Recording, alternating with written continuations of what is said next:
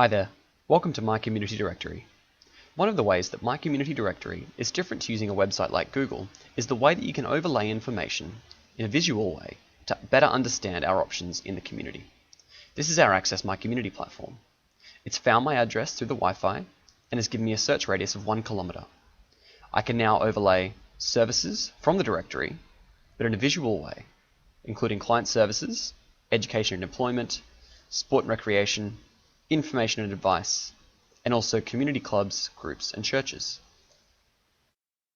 What I can also do is find the address of a client that I'm working with, find a service that they need, and generate the public transport information from Google, which can then be printed off and given to them to hopefully get them to the door.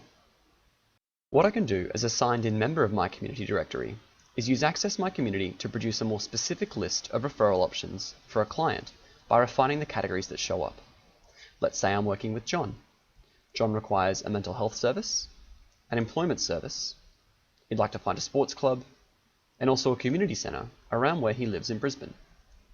I can also show John the address of the pool around the corner and generate the public transport information for him to get to his mental health service.